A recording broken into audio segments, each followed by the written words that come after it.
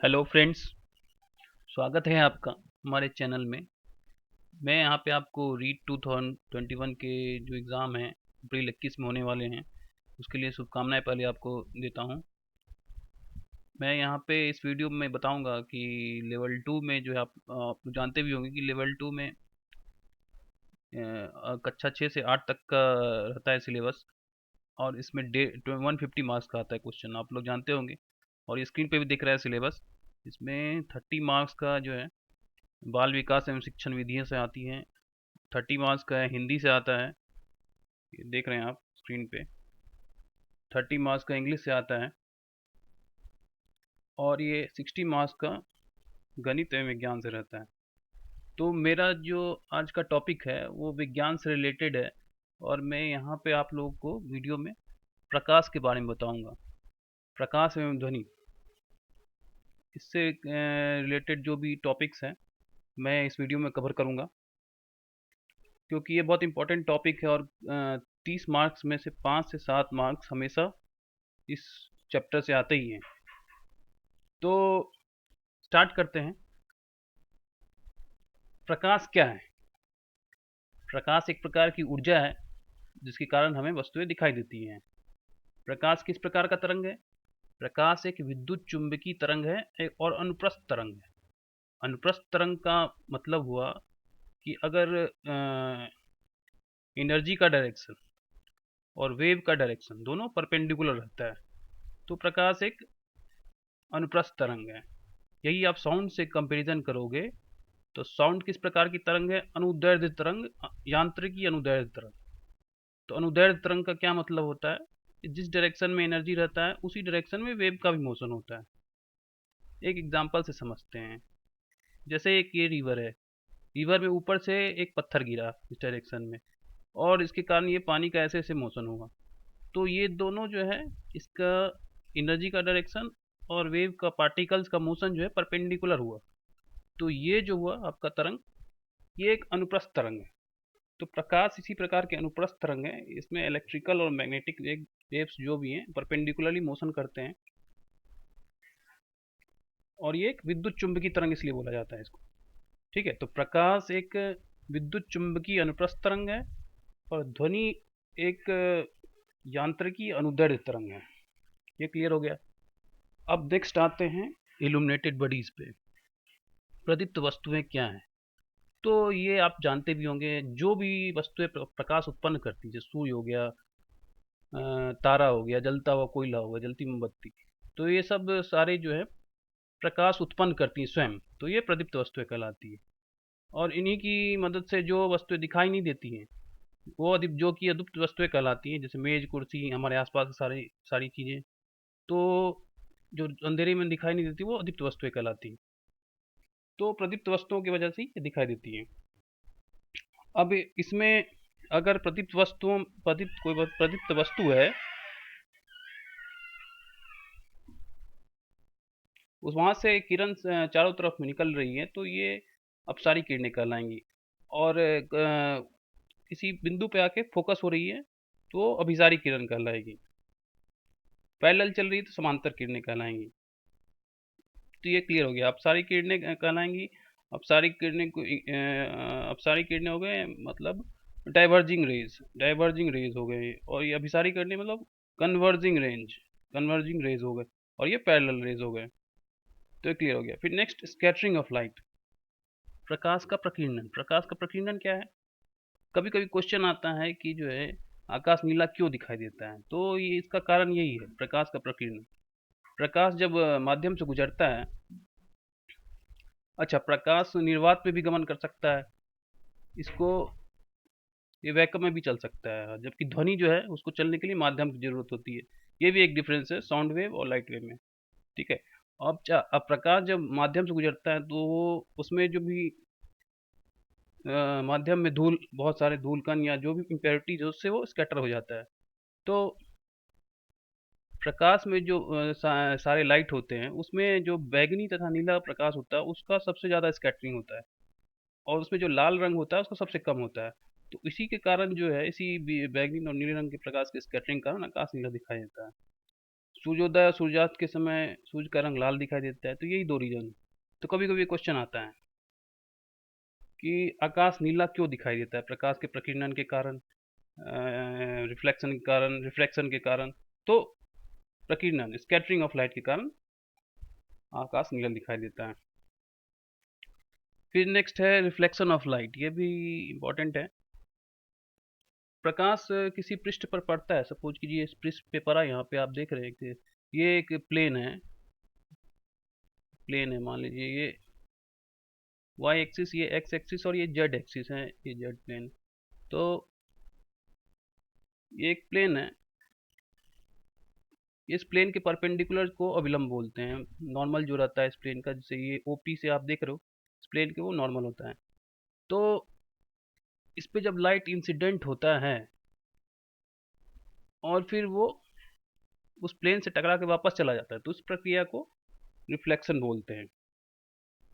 प्रयोग द्वारा ये पाया गया है कि ये जो इंसिडेंट रे अपने नॉर्मल से जो एंगल बनाएगा, जिसको कि आपतन कोण या एंगल ऑफ इंसिडेंस बोला जाता है, वो एंगल ऑफ रिफ्लेक्शन के बराबर होगा।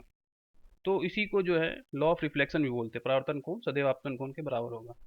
फिर ये दूसरा भी इसी से रिलेटेड है कि आपतित किरण जो इंसिडेंस रे है, परावर्तित किरण जो रिफ्लेक्टेड रे ओबी से आप देख रहे हो, अभिलंब जो कि ओपी है, नॉर्मल टू दिस प्लेन, एक ही तल में होते हैं। एक ही तल का क्या मतलब हुआ कि ये तीनों आप देख रहे हो, ये एक्स वाई प्लेन में ही है, ऐसा नहीं कि इसका कोई भी पार्ट जेड प्लेन में चला गया हो, तो ये एक ही प्लेन में होते हैं। तो ये लॉ ऑफ रिफ्लेक्शन हुआ। और सपोज कीजिए कि ये रिफ्लेक्शन हुआ, ऐसे आया रे, ऐसे रिफ्लेक्ट हो गया, तो ये रिफ्लेक्शन हुआ। अब कोई रे कोई रे ऐसे आया और ऐसे चला गया, तो ये रिफ्रैक्शन कहलाता है। ये रिफ्रैक्शन आगे के स्लाइड में देखेंगे, तो ये रिफ्रैक्शन हो गया। आप तीनों आप देख लेंगे। स्कैटरिंग क्या होता है, प्रकाश का जो है चारों तरफ बिखर जाना, तो स्कैटरिंग हो गया। परावर्तन क्या होता है कि ये जो है देख रहे हैं आप लोग, एक पृष्ठ से टकराता है, एक प्लेन से टकराता है और वापस दूसरी ओर मुड़ जाता है, तो इसको परावर्तन कहते हैं। और एक पृष्ठ से टकराता है और दूसरे तरफ चला जाता है, तो ये अपवर्तन हो गया, रिफ्रैक्शन हो गया। तो इसके लॉ आगे देखेंगे।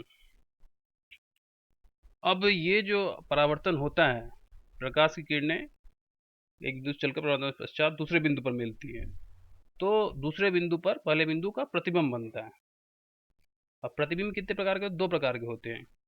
अगर किरण वास्तव में मिल रहा है तो वास्तविक प्रतिबिंब कहलाता है, इसको पर्दे पे ले आता है, तो ये सदैव उल्टा रहता है। अगर प्रकाश की किरणें वास्तव में नहीं मिलती बल्कि मिलती हुई प्रतीत होती है, तो वो आभासी प्रतिबिंब कहलाता है। इसे पर्दे पर नहीं लिया जा सकता है, तो ये सदैव सीधा होता है। जैसे समतल दर्पण में जो प्रतिबिंब बनता है सदा आभासी होता है। तो ये दो इमेज, ये क्वेश्चन आता है कि कौन से प्रतिबिंब को पर्दे पर लिया जा सकता है, कौन सा प्रतिबिंब सदा उल्टा बनता है। तो ये वास्तविक प्रतिबिंब को पर्दे पर लिया जा सकता है, सदैव उल्टा बनता है। आभासी प्रतिबिंब सदैव सीधा होता है, इसे पर्दे पर नहीं लिया जा सकता है। तो ये हो गया। फिर नेक्स्ट है आपका प्लेन मिरर। ये बहुत ही इंपॉर्टेंट है, ये हमारा सिलेबस में इसमें बहुत सारे क्वेश्चन आते हैं। प्लेन मिरर में बहुत सारे क्वेश्चन इस पे से आते हैं। जैसे प्लेन मिरर होता क्या है, सब ये एक मतलब कांच का समतल प्लेन होता है, कांच का प्लेन होता है। इसके एक साइड में जो है, एक साइड में ये सिल्वर या पारा पारा लिक्विड जो मरकरी होता है, उससे पॉलिश कर देते ताकि ये हाईली रिफ्लेक्टेड हो सके, मतलब इसके रिफ्लेक्टिंग प्रॉपर्टी इसमें इंड्यूस हो सके। तो फिर इसके ऊपर क्या होता है, एक रेड ऑक्साइड का, रेड कलर के लाल ऑक्साइड का पेंट कर दिया जाता है। तो ये इस कोटिंग कारण ये एक रिफ्लेक्टिंग सरफेस बन जाता है। तो इस प्रकार के दर्पण से क्या होता है, ये प्लेन होता है समतल दर्पण, ये एक प्लेन होता है। जैसे मैंने यहाँ पे दिखाया है, ये समतल दर्पण है, ये एक प्लेन है, ये एक्स जेड प्लेन है। तो ये समतल दर्पण, इसीलिए इसको प्लेन मिरर बोला जाता है।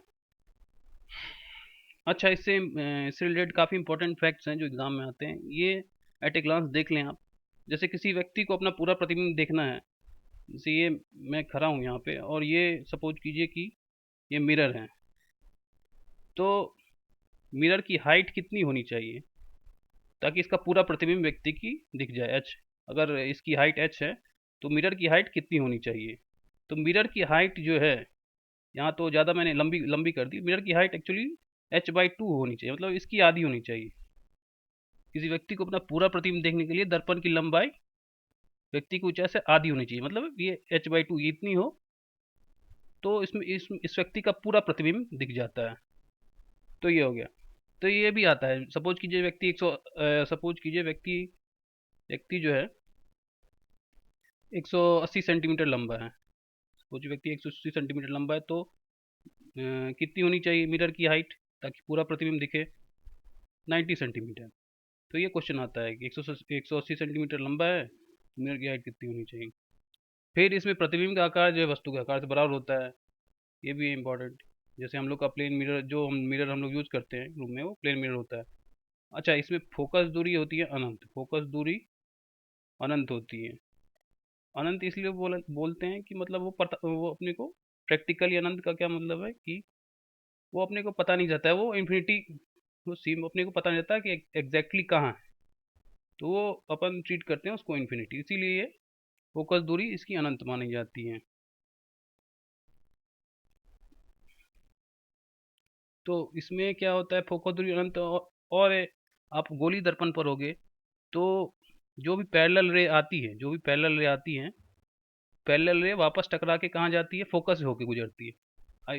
इस प्लेन मिरर में पैरेलल रे आएगी और फिर वापस टकरा के जो है वो इन्फिनिटी पे मिलेगी, तो इसलिए इसकी फोकस दूरी अनंत हो गई। और फोकस दूरी का अपोजिट जो होता है 1/f होता है, उसको क्षमता बोलते हैं, तो वो शून्य हो गई। इसलिए स्वतंत्र दर्पण की फोकस दूरी अनंत और क्षमता शून्य होती है। ये हो गया। फिर नेक्स्ट स्लाइड, ये वस्तु समतल दर्पण की ओर भी चारों तरफ प्रतिबिंब, ये रिलेटिव मोशन से कभी कभी इस पे भी क्वेश्चन आ जाते हैं। इसका क्या मतलब हुआ? एक्चुअली जितने दूर वस्तु रहेगी, यहाँ पे मान लो ऑब्जेक्ट है, तो उसका प्रतिबिंब भी उतनी ही दूर बनेगा, ओ डैश। अब ये भी वेलोसिटी से चल रही है, तो ये भी जो है भी वेलोसिटी से दर्पण पे आएगी, तो इन दोनों के बीच जो रिलेटिव मोशन होगा, ऑब्जेक्ट और ऑब्जेक्ट के इमेज के बीच जो रिलेटिव वेलोसिटी होगी, वो कितनी हो जाएगी? v minus minus V equal to 2b हो जाएगी। तो ये लिखा हुआ है कि प्रतिबिंब की ओर वस्तु की सापेक्षिक चाल 2b होती है।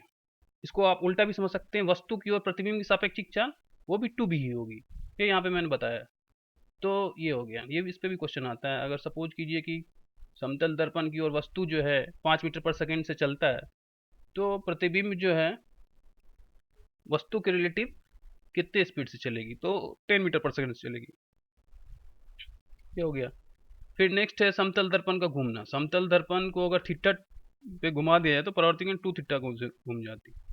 सपोज कीजिए कि ये कोई प्लेन है, अब इसको थीटा से हम लोगों ने घुमा दिया, इसको थीटा से घुमा दिया, ये जो एंगल है थीटा है, तो इस पे जो इसके कारण जो रिफ्लेक्शन होगा वो 2 थीटा से घूम जाएगी। इसका कहने का मतलब ये आप लोग ये ध्यान रखें।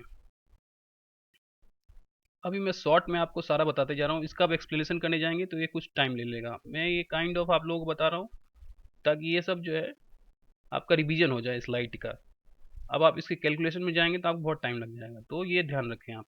तो अभी मैं यहाँ पे इसको डिटेल में नहीं बता रहा हूँ। अगर आप लोग अगर कुछ भी इसमें प्रॉब्लम हो, कुछ समझना चाहें डिटेल में, तो आप कमेंट सेक्शन में कमेंट डाल के कर सकते हैं, बता सकते हैं, तो मैं उसको जो है सीरियसली बता दूंगा आपको अगले वीडियो में। फिर नेक्स्ट है डिस्पर्स रिफ्लेक्शन। ये क्या होता है? ये आपने समतल पृष्ठ से देख लिया, प्रकाश जो है रिफ्लेक्ट होके जा रहा है। अब एक खुरदरा पृष्ठ है, मतलब खुरदरा पृष्ठ है, प्लेन नहीं है, बहुत सारे खुदरे हैं, तो उससे क्या होगा? प्रकाश ऐसे रिफ्लेक्ट, इधर रिफ्लेक्ट होगा, चारों तरफ रिफ्लेक्ट हो जाएगा, तो ऐसे रिफ्लेक्ट हो गया, तो इसको बोलते हैं डिस्पर्स रिफ्लेक्शन। फिर नेक्स्ट है लेटरल इन्वर्जन। ये लेटरल इन्वर्जन क्या है? पास परिवर्तन। ये समतल दर्पण में होता है। तो इसका क्या मतलब? समतल दर्पण में जैसे जो हमारा मिरर इमेज बनता है, हमारे दाएं हाथ का मिरर इमेज बनता है, बायां हाथ, बायां हाथ का क्या बनता है? दायां हाथ। तो इसको बोलते हैं पार्श्व परिवर्तन, लेटरल इन्वर्जन बोलते हैं। मतलब वस्तु का प्रतिबिंब में जो है साइड्स बदल जाते हैं। अच्छा, कुछ चीज़ें जो, अच्छा सपोज कीजिए कि जिनके दोनों साइड सेम है, जैसे कि ये अंग्रेजी का ए हुआ, एच हुआ, आई हुआ, एम हुआ, ओ हुआ, टी हुआ, तो इसमें जो है डब्ल्यू एक्स वाई ये सारे लिखे हुए हैं, तो इसमें लेटरल इन्वर्जन साइड्स बदलेंगे भी तो वही होगा। डब्ल्यू जैसे डब्ल्यू को साइड्स बदलेगा भी तो राइट से भी वही, लेफ्ट से भी वही होगा, तो ये इसमें पता नहीं चलता है कि पास परिवर्तन हुआ है। तो इसको ये सिमेट्रिकल बोलते हैं, सिमेट्रिक, जो जो ऑब्जेक्ट सिमेट्रिक होते हैं उनका पार्श्व परिवर्तन पता नहीं चलता है। कभी भी ये क्वेश्चन आता है कि पार्श्व परिवर्तन घटना कौन से दर्पण में होती है, तो समतल दर्पण में होती है। अच्छा, अभी तक जो हमने पढ़ा है उसमें महत्वपूर्ण फैक्ट क्या क्या है वो एक देख ले। जैसे कि ये दो दर अच्छा, ये भी एक पूछा जाता है क्वेश्चन कि दो दर्पण के बीच का कोण, जैसे समतल दर्पण के बीच का कोण थीटा हो, तो उसमें जैसे दो समतल दर्पण है, ये एक मान लो, एक मान लो ये, तो इन दोनों के बीच जैसे कि 120 डिग्री का कोण बन रहा है। तो सपोज करो यहाँ पे कोई वस्तु रखेंगे तो उसकी कितनी इमेज बनेगी, उसकी, इसके कारण बनेगी, इसके कारण, फिर ये रिफ्लेक्शन के कारण बनेगी, तो कितनी इमेज बनेगी। तो ये इस ये जो है, तो वो उसकी कितनी इमेज बनेगी, ये थोड़ा सा जो है, हाँ, तो ये कितनी इमेज बनेगी, अगर थीटा 120 डिग्री है तो इस फार्मूले से आप देख सकते हैं कितनी बनेगी, N equal to 360 by 120 minus one, मतलब कितना हो गया, 3 - 1 2 हो गया। तो दो इमेज बनेगी अगर थीटा 120, अगर दो समतल दर्पण के बीच 120 डिग्री कोण हो। सपोज कीजिए 100 डिग्री का कोण है, तो फिर कितनी बनेगी, थीटा 100 डिग्री है तो फिर एन जो है आपका आ जाएगा 2.6। तो ये पूर्णांक नहीं है, इसका नेक्स्ट जो इंटीजर होगा से 3, तो ये 3 हो जाएगा अगर 100 डिग्री का है। तो दो दर्पण के बीच 100 डिग्री कौन है, तो वस्तु का प्रतिबिंब 3 हो जाएगा, वस्तु के, इनके बीच रखे वस्तु के प्रतिबिंबों की संख्या 3 हो जाएगी, ये यहाँ पे लिखा हुआ है। तो ये दो पॉइंट क्लियर हो गए। अच्छा, सभी वस्तु प्रकाश कारण दिखा, ये कारण दिखा देती है, ये भी क्लियर है। प्रकाश तरंग, ये मैं बता चुका हूँ, अनुप्रस्थ है, अनुदैर्ध्य, प्रकाश तरंग अनुप्रस्थ है, ध्वनि तरंग अनुदैर्ध्य है। परावर्तन के दो नियम है, angle of incidence equal to angle of reflection, और आपतित किरण, परावर्तित किरण, अभिलंब, तीनों एक ही तल में होते हैं, ये बता चुका हूँ। तो और ये पार्श्व परिवर्तन की घटना कहाँ देखने को मिलती है, समतल दर्पण में। अच्छा, कन्वर्जिंग, डाइवर्जिंग और पैरेलल रेज क्या है, ये भी समझ गया आप। अंग्रेजी वर्णमाला में पूछा जाता है, कुछ अक्षरों में सममिति कारण पार्श्व परिवर्तन का आभास नहीं होता है, जैसे कि ये ए हो गया, एच हो गया, I M O T U V W X Y, क्यों दे देगा, इसमें से किस अक्षरों में पार्श्व परिवर्तन का आभास नहीं होता है, तो अपने को ये टिक कर देना है।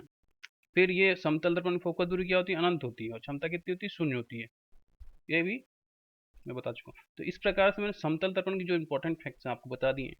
अब मैं आपको गोली दर्पण के बारे में बताऊंगा। गोली दर्पण इन शॉर्ट में मेन पॉइंट बताऊंगा, और लास्ट में जो है मैं 60-65 क्वेश्चन करवाऊंगा, जिससे जो इसमें आते हैं, तो उससे आपका सारा कुछ क्लियर हो जाएगा, इससे कुछ भी एक्स्ट्रा नहीं आएगा।